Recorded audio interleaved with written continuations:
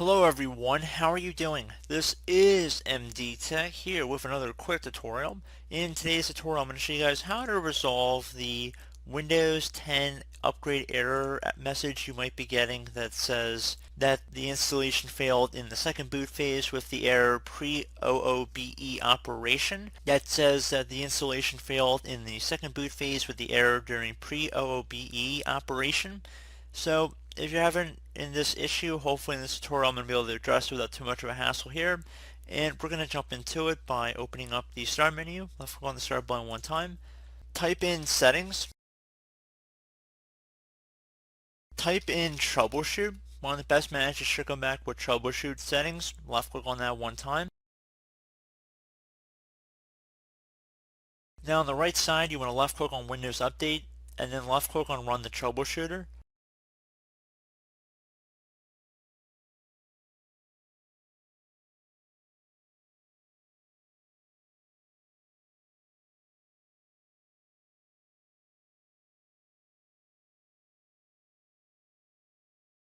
So it might prompt you that pending system changes that require a reboot have been detected. Left click on Next.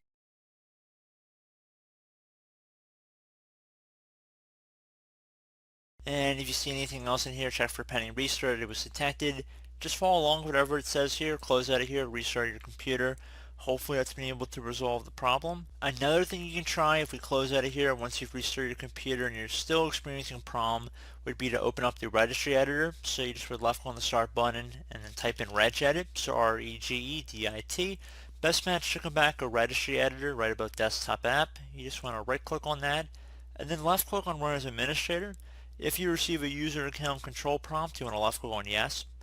Now whenever you're working in the registry, I would highly suggest you create a backup of it before you actually make any modifications. So what I would suggest is left click on the computer, that everything else drops below, so not the computer path name up at the top, but right underneath it should say computer.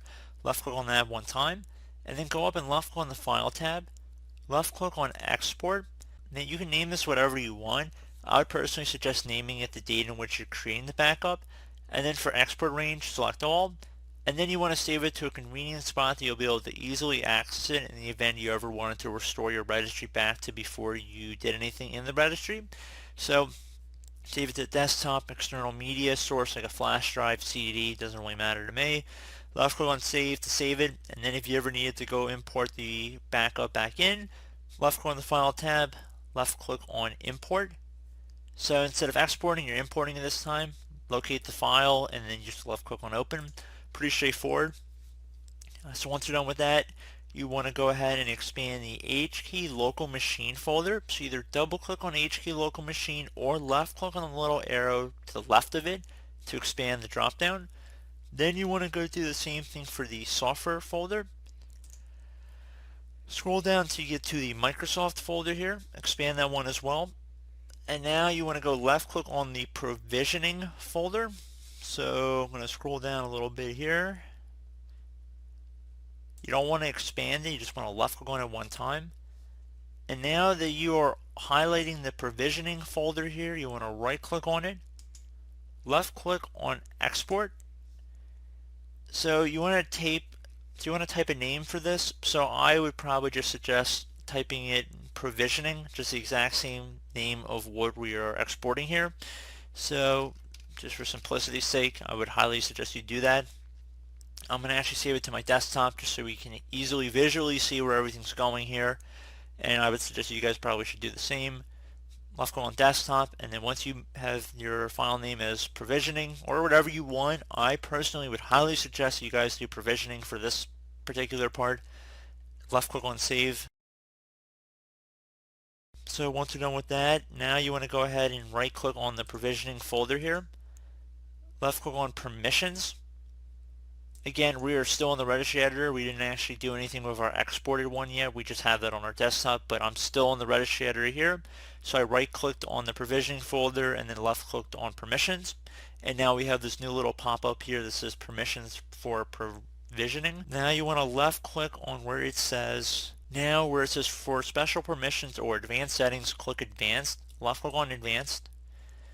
Now the owner should probably say system in your case. Left click on change.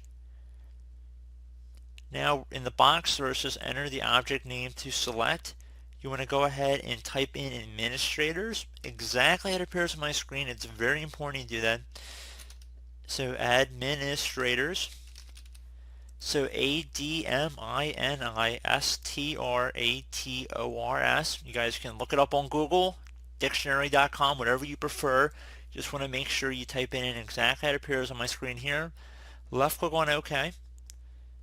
Once you are done with that, you should be able to check the box where it says replace owner on subcontainers and objects. So left click inside of that, and then you want to left click on apply. And once you're done with that, left click on OK. And before you click on OK, you want to left click on where it says disable inheritance. It's going to ask what would you like to do with the current inherited permission. You're about to block inheritance to this object, which means that permissions inherited from the parent object will no longer be applied to the object.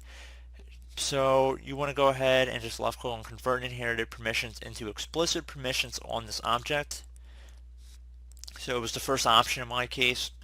And then once you're done with that, you want to check mark inside the box where it says replace all child object permission entries with inheritable permission entries from this object. So click inside of there, left click on apply. You're going to get a Windows security pop-up here saying this will replace explicitly defined permissions on all descendants of this object with inheritable permissions from provisioning. Do you wish to continue? Left click on yes. And once you have done that, you are finally okay to left click on OK, and then you want to click on OK once more. Now that we are back in just the general registry editor, we don't have any more windows open here, you want to go ahead and right click on the provisioning folder, left click on rename. Now I would add a .old on the end of this folder, so provisioning.old, old. So again, provisioning.old. Hit enter on your keyboard. Now you can close out of here, restart your computer, and you should be good to go. So restart your computer, try and run the Windows 10 upgrader again and see if that's resolved the problem. You might be wondering why we created a backup of the provisioning folder to our desktop.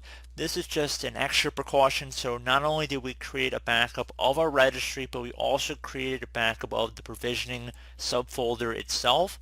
So let's say you forgot to back up the whole registry, at least you have a backup of this file. So if you messed one up, at least you got the other one. And honestly, this shouldn't be that big of a deal, but I like to just highlight it because we kind of got a little bit in depth for this tutorial. Feel free to rewatch the video, pause it, change the speed of it, but I feel like I was pretty thorough in our discussion here. So I do hope this brief tutorial was able to help you guys out. And as always, thank you for watching, and I do look forward to catching you all in the next tutorial. Goodbye.